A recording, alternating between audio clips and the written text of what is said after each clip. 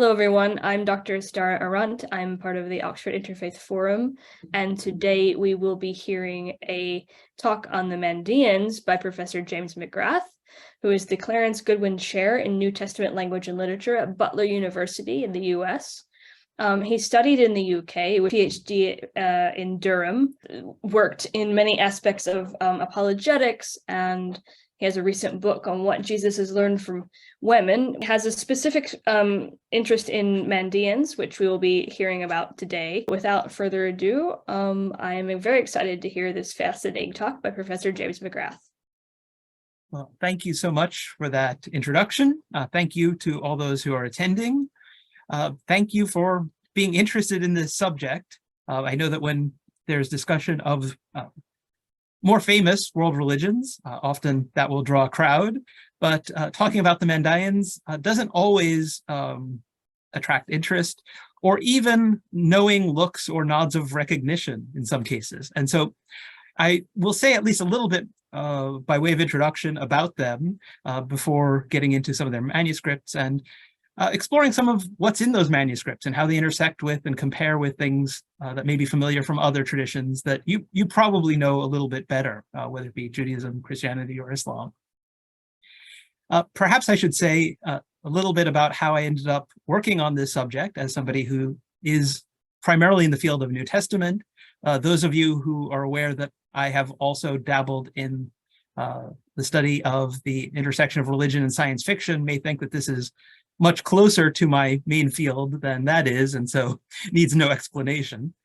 But in branching out from my main area, teaching on early Christian texts outside of the New Testament and the other traditions that emerged around them, including Gnosticism, as it's often referred to,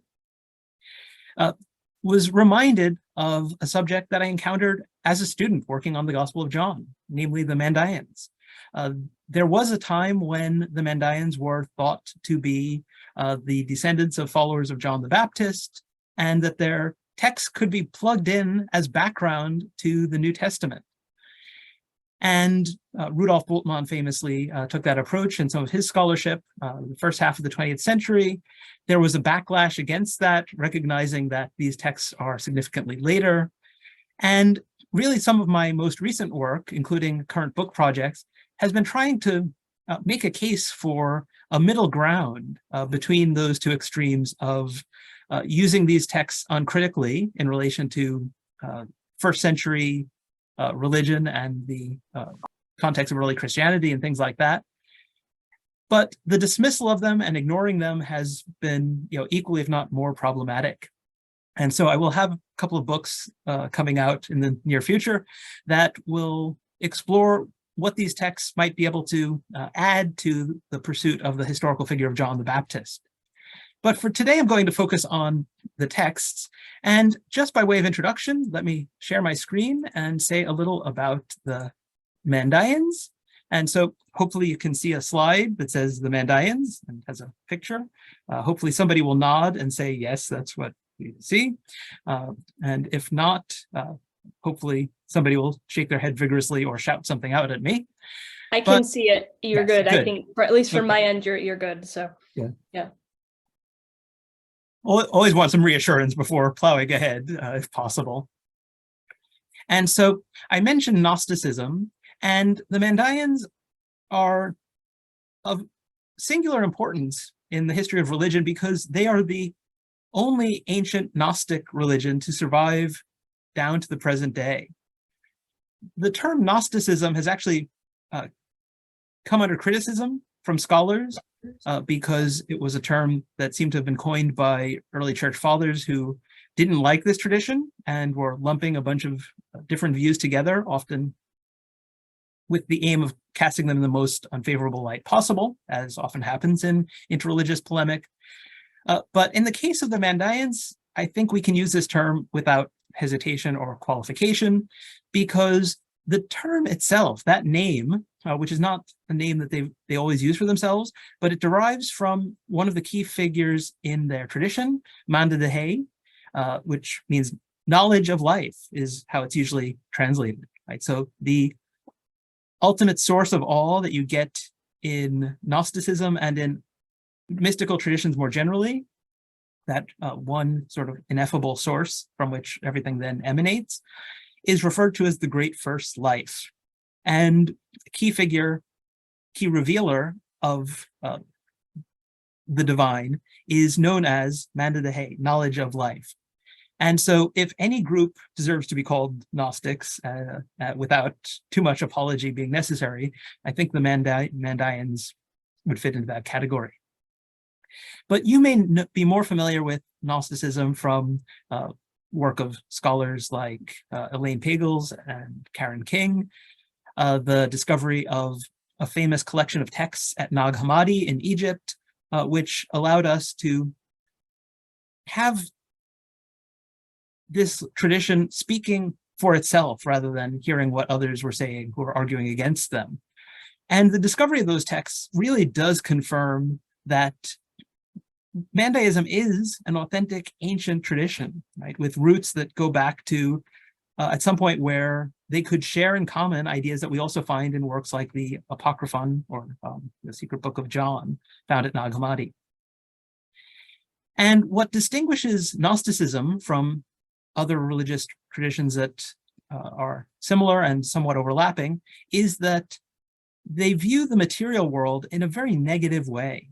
And they view the creation of the material world as something that comes about as a result of a mishap in the celestial realm once you get far enough away from the perfect, good, divine source of all. And then this world is ruled over, and the material creation, including the shaping of human bodies, involves figures who are malevolent to inept, and sometimes a bit of both. And so that's something that's particularly distinctive of that tradition. And we see that in Mandaeism, and will come up more than once. They don't claim to be followers of John the Baptist. You'll often hear that. They view John the Baptist as the most famous proponent of their religious tradition. And so he is one of them. He's a prophet in their tradition, a spokesperson for it, perhaps someone who introduced some innovations and some new ways of doing things, but is someone who stands in a very ancient tradition. So like other Gnostics, they view these things as going back to Adam and Seth and these other figures that you probably know from the Hebrew Bible. And they do have those figures. Abel is Hibbil, right? And Seth in his celestial form with El added on at the end is Shittil. And so a lot of the names are recognizable. And that too points to a shared source, a shared heritage with other Gnostic groups. In fact, sometimes it's clearer and seems to be more ancient because Mandaean texts and the Mandaean tradition was preserved in a dialect of Aramaic, and I'll say more about their language a bit later. Although they don't claim to be followers of John the Baptist is a plausible figure to associate them with, because immersion in water is their central and most important ritual. Its immersion has to be done in living water, right? That's the Aramaic expression for flowing water. And this is not an act of conversion as it is in Christianity. And it is not simply an immersion for purification of the sort that we know of from Jewish tradition, but it is an act that is carried out daily or regularly for purposes of purity and forgiveness, but is done more frequently or is done at decisive times in connection with Mandaean holidays and sacred days, much as happened with sacrifice in ancient Judaism. And so when we think about John the Baptist being associated with a baptism that was supposed to be for the forgiveness of sins, scholars simply working on that basis, and on the basis of that information about John the Baptist, have wondered whether his baptism was an alternative to sacrifice and whether it was repeatable. And it's interesting that we have the Mandaeans claiming a connection with John the Baptist and having a repeated practice of this sort. And so there's a lot there that I think we can pursue and we can learn from. And so just a few pictures, right? And including some to emphasize the wonder of the time that we are living in, because historically the Mandaeans were located in Iraq and Iran, occasionally found elsewhere, but that was sort of the heartland of where they were historically located. And in the past, you would have had to go to those places in order to witness something like a Mandaean baptism. Now you can get on YouTube and see one. And I will not take the time to show a little clip of one, but if you just type in Mandaean baptism on YouTube, you will find multiple examples of it. And so it really is a remarkable time. But as I will be talking about, since the title of this talk was about the Mandaeans as a minority on the move and their manuscripts, they have also come into closer proximity to where some of you are who are not located in Iraq or Iran. And so if we look at some of the things that go along with and are part of the practice of Mandaean religion, it is an esoteric religion, which means that sacred knowledge is preserved by the priests. They do have texts, but they were texts that were mostly for priests. And so when we think about Mandaeism as possibly representing a tradition that could be called a people of the book, there is good reason to think that they may be at least under the heading of the Sabians, if not the particular group that was specifically in mind when they're mentioned in the Qur'an, alongside Jews and Christians. Sabian, meaning baptizers or immersers. They don't treat books, though, in quite the way that Jews and Christians do in terms of the role that they play in the religion. And that, I'll say more about that in a few moments. But looking at the practice of immersion, right, immediately one will be struck by similarities, right? With Christian baptism, there was a long tradition of people wearing white in connection with baptism. And the white garb that you see at Mandaean baptisms is not something they wear all the time, right? They don't always dress that way. Priests might regularly wear white, but otherwise, ordinary Mandaeans wear ordinary clothes, and you would not recognize them as such by any visible paraphernalia or clothing differences. There are aspects of their tradition that can seem very similar to things that one knows from Judaism and Christianity, and sometimes those similarities are instructive and lead us to recognize that there are things that are in common, and sometimes they are potentially misleading. And so if you noticed the banner, right, draped on a crossbeam that's regularly present as a symbol of Mandaeism, as present at Mandaean baptisms, I've been struck not just by the similarity with the cross, as many have, and sometimes you'll see a cross in a Christian church with a shroud draped over it or something like that, but in particular with the cross with the scroll of text draped over it that you'll see in artistic depictions of John the Baptist. And there I do wonder whether some artist somewhere managed to see a Mandaean baptism and drew on that. But the cross beam with the banner over it in Mandaeism, the cross is not the focus, and it's not a Christian symbol being repurposed. The banner is the symbol that symbolizes sort of the flowing water, which connects the celestial world above with our world below.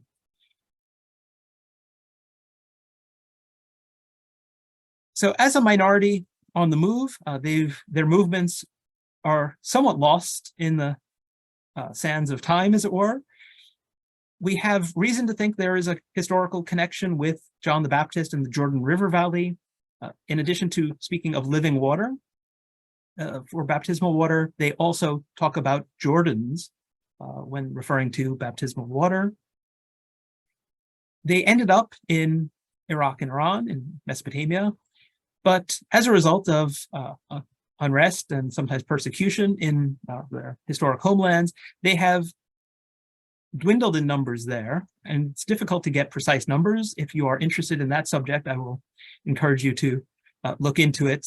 The numbers and estimates vary, and one thing we can say, though, is that the numbers are diminishing there as diaspora communities have grown as people have emigrated. And so there are large communities in various places in the United States, in the vicinity of Boston, San Antonio, San Diego, and then near Sydney, Australia as well. And there are others as well.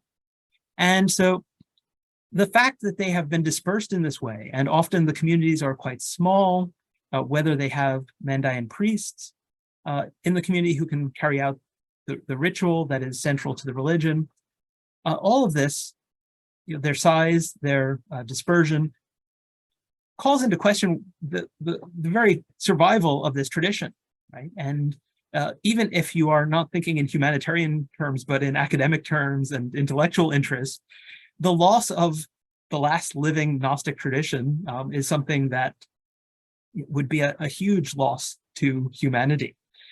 It's not as though their descendants are not going to live on, right? The question is whether this culture that depends on righteous living, as most religious traditions do in practice, and then the practice of esoteric rituals that depend on a priesthood and flowing water and other things, all of that has been, means that there's some risk to this tradition. And so I have, on the one hand, a scene from a Mandi, right, a Mandaean place of worship. On the other hand, underneath that, I have Johanna Nashmi, a Mandaean artist who has been doing a lot of work to try to use his artwork to promote awareness of his tradition and his community. And so we'll quickly mention a book that he put together called 100 Souls, 100 Stories, 100 Tiles, in which he got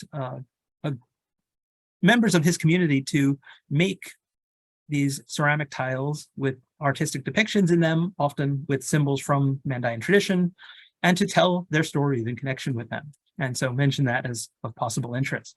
And so as a minority on the move, there is a reasonable chance that they may be found in your proximity, right? Whether it's actually in your neighborhood is another question, depends very much on where you live, but there's a reasonable chance they may be out there and in need of a welcome to wherever it is you are.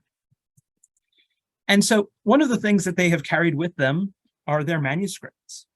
And I will say a little bit more later about the project that I've been most directly involved in terms of working with Mandaean texts before my current project on John the Baptist, which was translating the second most important sacred text of the Mandaeans, often referred to as the Mandaean Book of John. That's John the Baptist, and not like a Gospel of John or something like that. And we were able, in the process of working on that, to include manuscripts that were not available to anyone who worked on translating this text previously, such as Mark Ludzbarski making the German translation.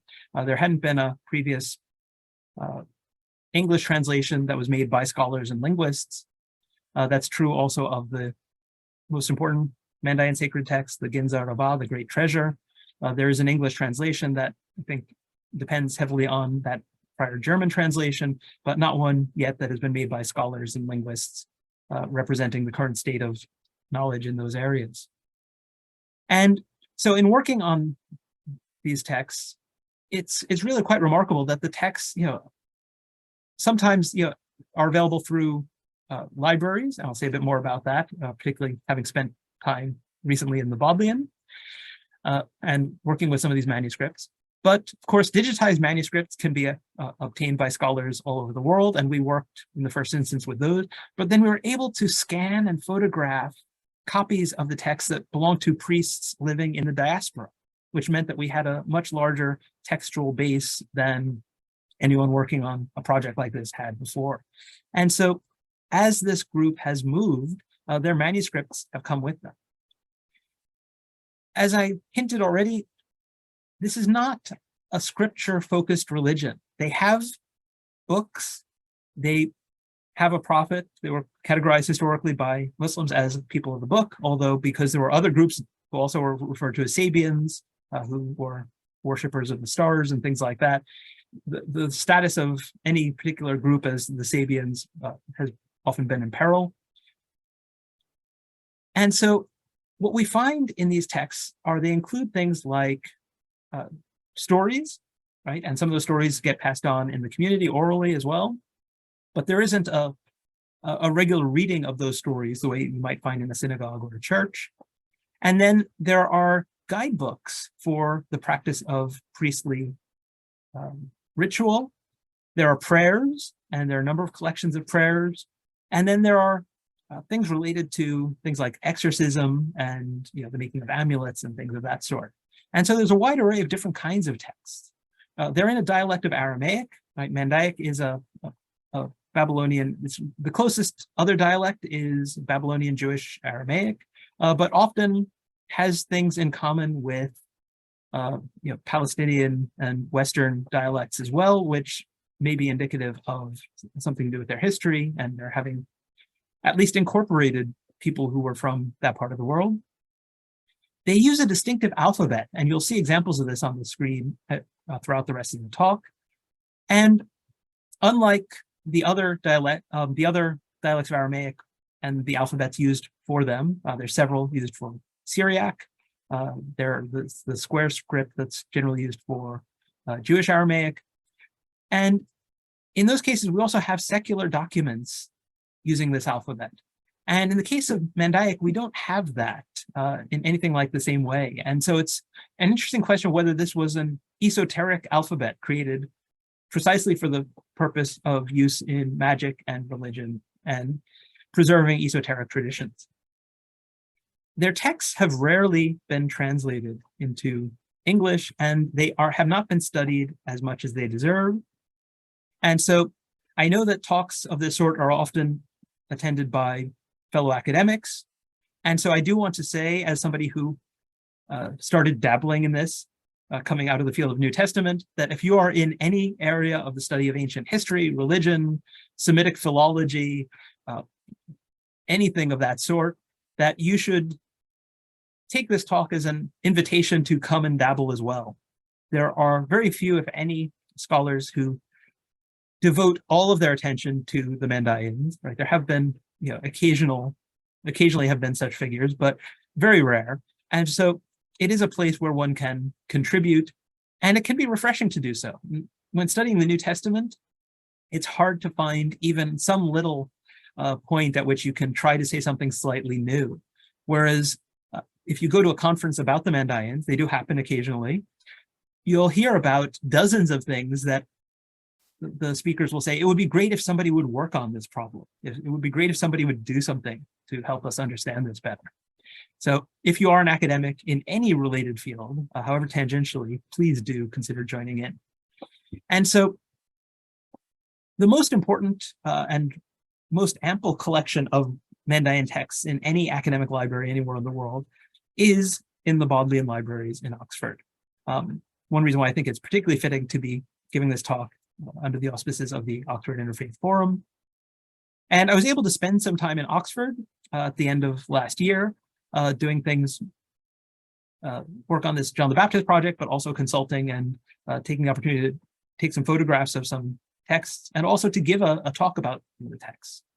So in terms of the alphabet and in terms of the writing, their incantation bowls are some of the oldest examples of the script that we have. And those of you who work on sort of Jewish and Christian traditions may have seen similar incantation bowls, are often referred to under the broad heading of Aramaic incantation bowls, but some of them do use the Mandaean script and mention Mandaean light world beings. And so here too we see something that is different and yet similar to other traditions. So when I went to Oxford and spent time working on this, I did what one used to always have to do when going to a library, but now still has to do when consulting a really old and rarely consulted collection like this. I turned to the card catalog, and they do still have these for some of these older collections of manuscripts, which have not even really been the subject of detailed cataloging. Often the description of them is somewhat slim.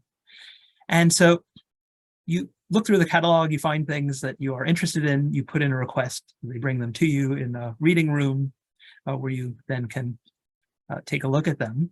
But while I was there, I also had the privilege of connecting with the curator of Semitic manuscripts, and was able to give a talk about these manuscripts at the Weston Library So it wasn't one open to the public because they had these manuscripts out where people could get very close to them. And so it was just for academics, people with a Bodleian card, but was able to show what some of these look like.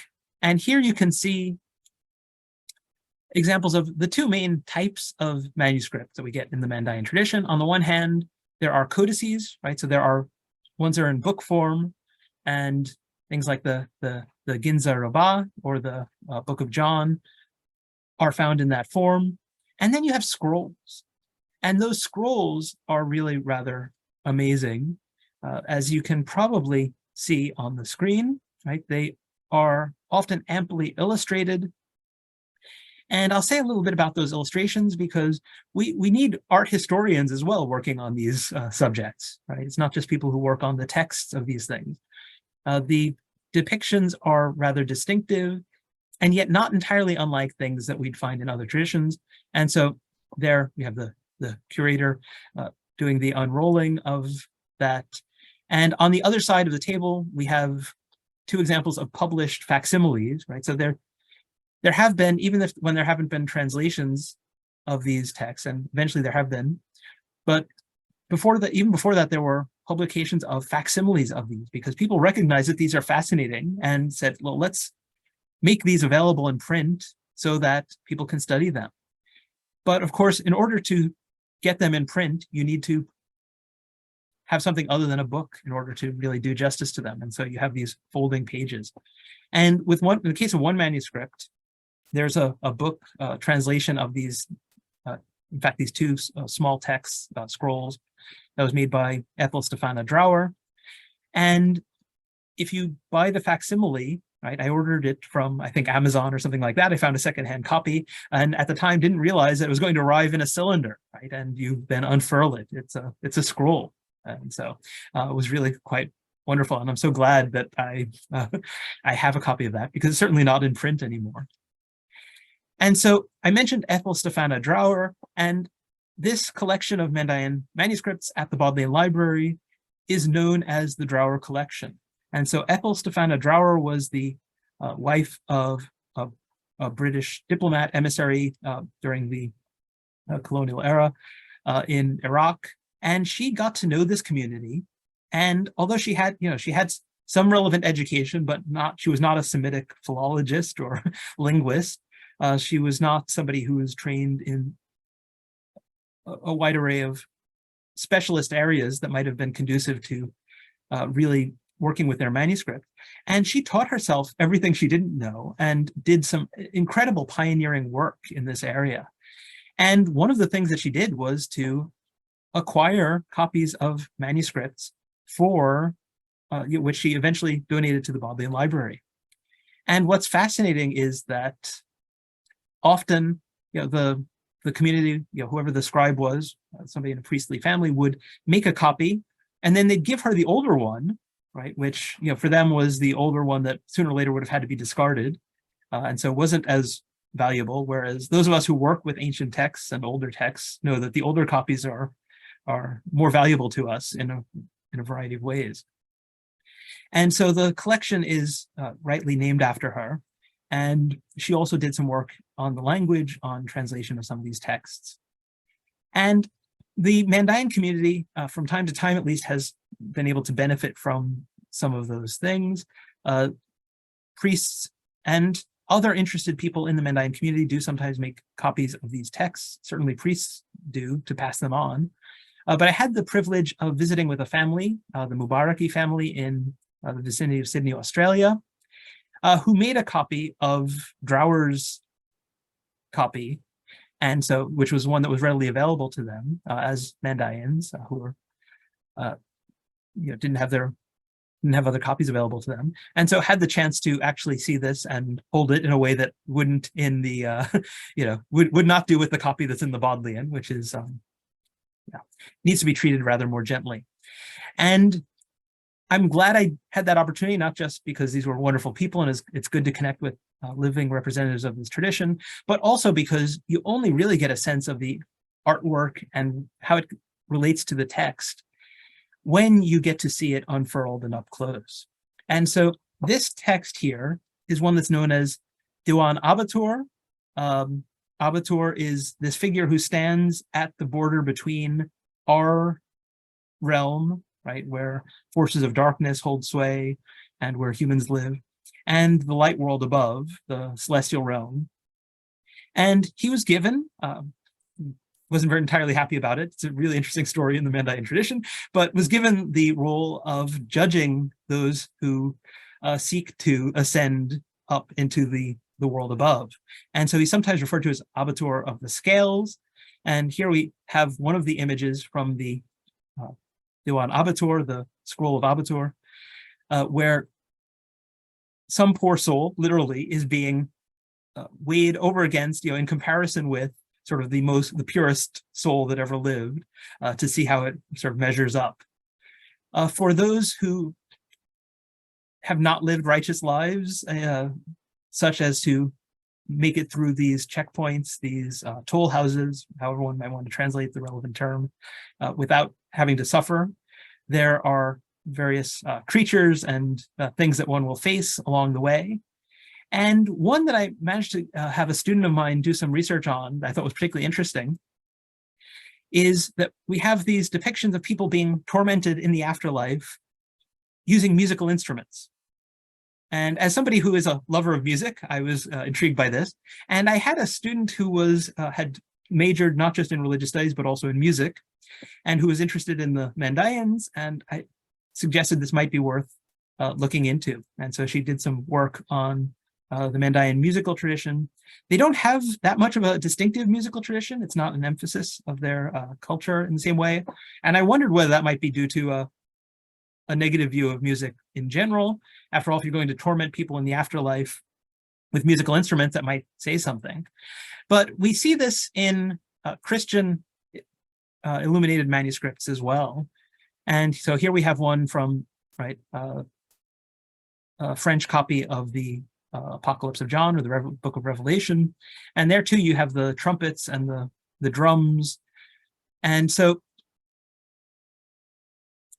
as I pondered this, and as we worked on this together, it was actually a member of the Mandaean community who drew attention to a modern analog, which was to refer to the blaring of very loud music at places like Guantanamo Bay, in order to basically subject people to torture.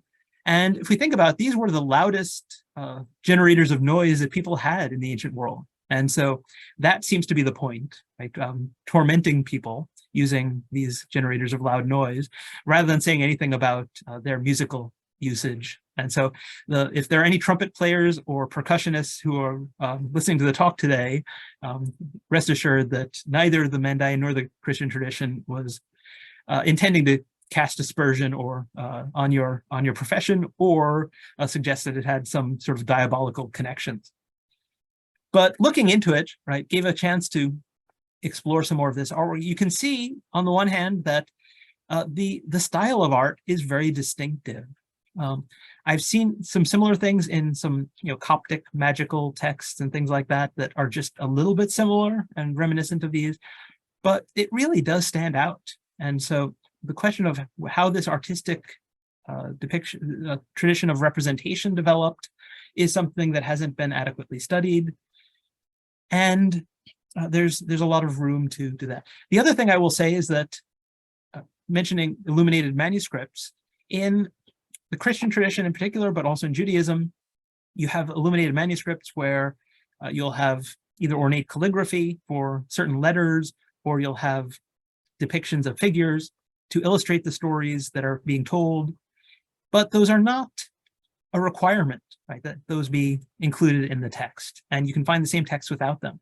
Whereas in Mandaeism, texts that are found in codex form don't have illustrations as a rule.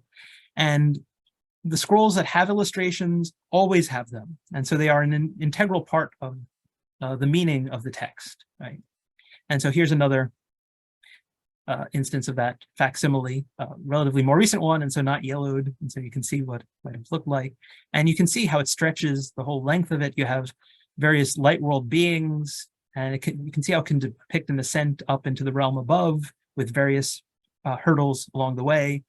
And those celestial ships that in which beings like the sun sail.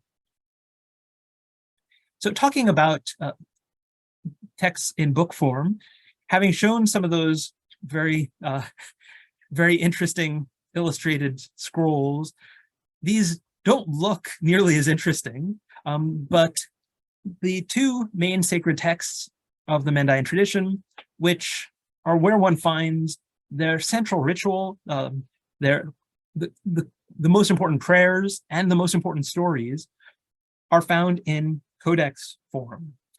And so in these, you'll find, again, the core ritual prayers, which are a lot like Jewish and Christian prayers and prayers in other traditions, except that they mention various light world beings, celestial beings, so they're not going to call on angels by the same names that Christians do most of the time, but they may invoke other light world beings.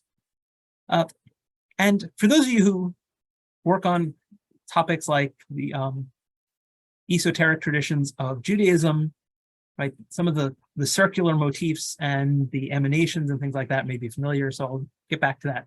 So I'm not done with the scrolls just yet, but don't want to neglect to talk about what's in some of these other texts. And so, as I mentioned earlier, I work with Semitic philologist and linguist, Professor Charles Heberl from Rutgers University, on an edition, first critical edition, translation, and commentary in English of the Mandaean Book of John.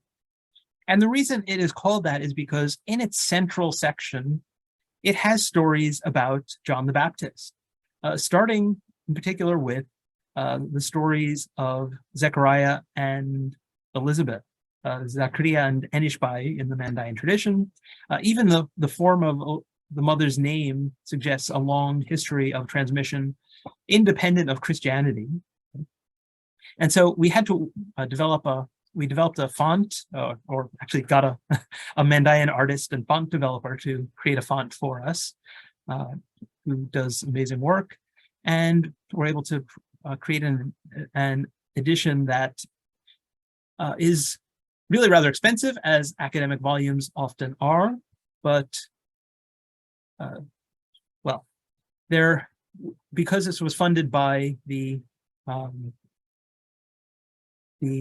National Endowment for the Humanities, we were able to also get a, let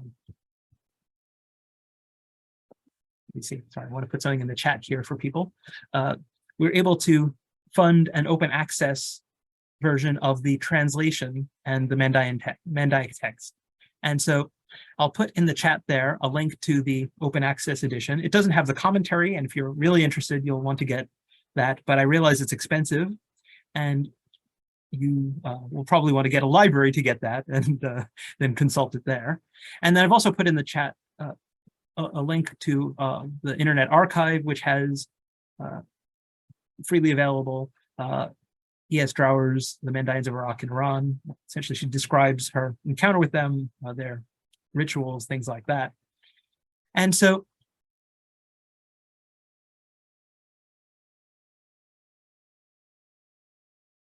the story of the parents of John, there are portents that precede his birth.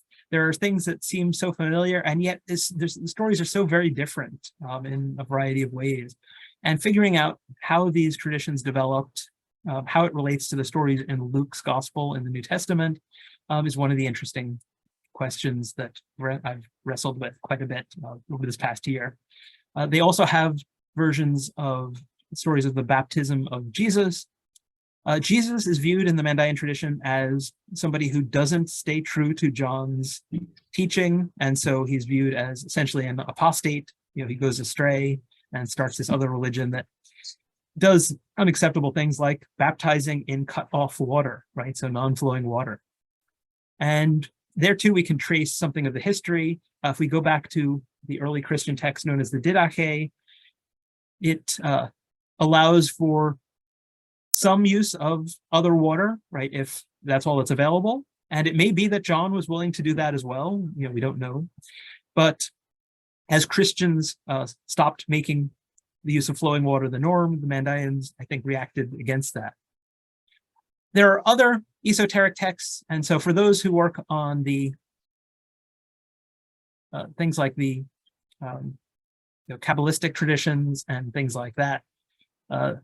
Things like this may be strikingly, in terms of the visual representation, may seem somewhat familiar. And so here too, we have texts that E.S. Drower has offered a translation of, and you can find these often, again, available in various places online or through libraries, but there's a need for further work on even those texts that have been translated once before, never mind some of the ones that have yet to be translated. One other thing that is important in the Mandaean tradition in terms of their manuscripts is that the copying of these manuscripts is viewed as a meritorious act within the religion. And so that has contributed immensely to efforts to try to reconstruct something of their history. Because each scribe who came along would mention the scribes that went before. And so if you look at any printed, or if you look at any Mandaean scroll, but if you look at a printed edition of a Mandaean text, you'll often see mentions of names, and sometimes they will mention who was ruling, or that there was a cholera outbreak, or things like that. And so these scribal colophons, these essentially scribal lineages, genealogies at the ends of texts, often allow us to trace aspects of their history that we might not otherwise be able to. They also allow us to get a sense of the date of these texts. The copies that we have are often relatively recent, only within a couple of hundred centuries old, but the colophons allow us to realize that we're dealing with things that are much older, something that's confirmed also by linguistic analysis and other things. So to wrap up, just to say a few things about some of the manuscripts that I looked at that I hadn't really had any encounter with before. Knew they existed, but nobody had really worked with them. But there are a number of manuscripts, scrolls that contain things like exorcisms and texts that could be used in amulets and things like that. Often the writing on them, the handwriting can be difficult. Sometimes we can see that more than one scribe has written on them. I apologize for putting them sideways if any of you actually recognize the alphabet and are trying to look at them. So fine, if anybody wants to look like this, that's okay. I'm guessing those who aren't doing that are probably have just turned their monitor sideways and are looking at me sideways. But it seemed the best way to fit as much of this as possible on the screen. But as I looked at some of these scrolls, I was struck as I started unrolling one and saw that there was writing on the other side as well, which was not something one normally encountered. Across the middle, you may see between two of those dividing lines that you often find in Mandaean scrolls, you'll see the alphabet sort of spelled out there. But then there were also these symbols, and there was Arabic writing and other things on the reverse of this. And as a magical or esoteric text, soon encountered that there were diagrams and other types of script that one encounters, at least analogs to in other magical traditions. And I was so glad that I requested this, even though I don't know that I'll ever be the one to try to make heads or tails of it, but simply because I think it is honestly maybe one of the most interesting things I have ever actually sort of had in my hands ever. Now that obviously identifies me as a geek who does things with ancient religion, but I'm sure I'm not the only one here today for whom that would be true. And so here again, you can see some of this Arabic writing on the back there, as well as diagrams and text. And a lot of the text is not the sort of thing that would be especially interesting. It's the text of what a community has come to believe is an effective way of protecting people from evil spirits and things like that in order to ward off evil influences, heal illnesses, things of that sort. So again, the same kinds of things you get in incantation bowls as you get in amulets in Jewish and Christian tradition, we also find here. And this scroll is often referred to as the poor priest's treasury because it brings together a number of those texts and could be used for the production of amulets and those kinds of things. So I hope you've enjoyed this whirlwind tour of some of the Mandaean manuscripts, including some that I had a chance to take a look at while I was in Oxford. And I think I'll end there since we still have, I think, about 12 minutes before the hour and can probably go at least a couple of minutes over if there are other questions.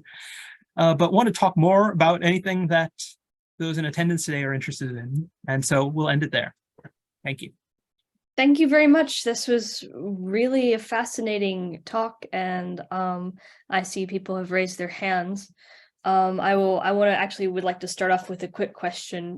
I'm a linguist of Hebrew and Arabic and Aramaic, and I work on medieval Jewish texts, but so I've never done as a linguist. Oh, Mandaic, it's like, related to, the, Jewish Palestinian Aramaic. It's very interesting. Jewish Babylonian Aramaic. That's all we think about and talk about. But I wanted to know two quick things, and I want everyone else to have a chance to ask questions. But first question, as a codicologist in my field, we call a scroll is where the text is written like horizontally, right? So you roll out, and then a rotulus is when you can, read, vertically. And we never see things written on both sides. Like, that's a definition. If we see that in like the Geniza, oh, that's a scroll. That's the codex. That's not a scroll. So what do they consider these like a rotulus? Or I've never seen a format like that on a rolled up of. And I suppose, given the audience and knowing that there'd be people, I probably should have said rolls rather than scrolls, which is usually the term that you get in when you find them in the catalog and things of that sort, because they are written in that longer way. Although, as you can see in some of them, they are actually written. Essentially, the directions. The illustration goes down the middle, and then the text is, sort of the other way to the illustration. And so, yes. It's disorienting in a quite a literal way. I have not. I took some photographs of it because I said I've got to. I only have a little bit of time, and it wasn't directly relevant. I didn't expect to find anything in there relevant to John the Baptist, but I just heard that it was. I'd heard about this text and wanted to take a look at it, and was like, okay, I'm taking pictures of this because this is something I hope to come back to, but have not spent time trying to decipher how they.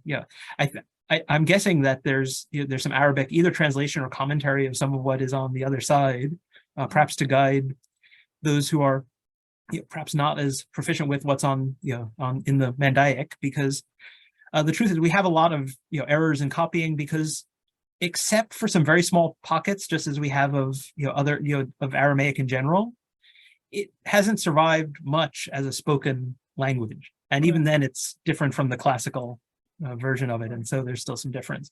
And so priests learn the prayers and learn to recite them and learn to read the texts and make sense of them, but not as part of not as things that are in their living language, or even something that's close to their living language in most instances.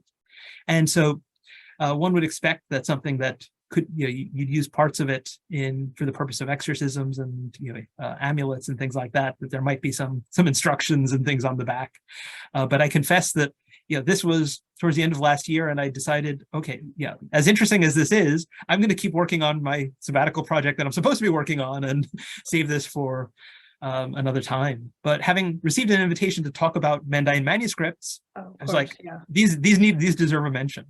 Well, they also break the categories. We put text into categories based on formats, and they break the boundaries of those categories. So as a codicologist, it's really fascinating. If all I've done today is to lure you into dabbling in this in the future, I will consider it time well spent. Thank you. If I may ask one short thing before we, and I think if you have a few minutes, or not, it wouldn't even take that long. We've talked a lot about the longevity of this tradition and how it's going to keep perpetuating itself. It's interesting to me to see, like, what is its official, because I know that they believe that they predate all of the three monotheistic faiths. So what is their general today, their relationship with those faiths? And I mean, for example, with the water thing, I mean, Judaism kind of, our mikvahs are, have to be of a certain type of water. It has to be a natural body, has to be from a certain source of water. I mean, I don't know if they have similar, I'm not specifically talking about water, I'm just giving an example of connections, what they feel those connections are with other closely related faiths. And that will be, I think, the last, unless someone else has another question, I think that will end after that response. So. Yeah, so it's, what we have in the text reflects, I think, a group that was a minority among Jews and or Christians, and then often among Muslims as well, engaging in polemic against these other traditions, trying to define themselves, reinforce themselves. And so I did actually, my first conference paper about the Mandaeans was actually doing some comparison with the Gospel of John and the New Testament, where we get this Christian group responding to synagogue leadership and engaging in this very heavily polemic language, which then, of course, is a real problem in the ongoing tradition, especially as the tradition becomes something other than the heritage of a Jewish minority trying to survive in a hostile context, and becomes the sacred texts of Gentiles in power who still have these texts talking about the Jews and things like that. And so so there's a fair amount that's negative about other traditions in these texts, and yet maybe this is one of the places where it's just as well that it's not that it's not a scripture focused tradition. Is that I think most Mandaeans don't even think about that. They're not really aware of that. They, as you'd expect of Gnostics, they think everybody else is wrong except them with their esoteric tradition, but all equally, right? So it's not that they single out anyone in particular. And I've had conversations where Mandaeans were not really aware of the stories that for instance, sort of poke fun at Jesus coming to John to be baptized, and view him in this negative sort of way. And so they, I think, are aware, just as sometimes Christians have also been aware of the similarities. There was a while when they were known as St. John Christians in the Middle East because colonial powers assumed they were like the St. Thomas Christians of India. They said, oh, they've got John, and they baptize their John the Baptist Christians. And eventually they realized, no, these aren't Christians at all, are they? But the similarities are things that people have been able to appeal to and still can. And so, what's in the polemical texts does not have a big impact, if any, on the living tradition, where they see themselves as people who are mostly about the search for the divine and the quest to live uprightly in the world. Thank you so much, Professor McGrath, for giving us this fantastic talk, and I look forward to seeing you at our next event.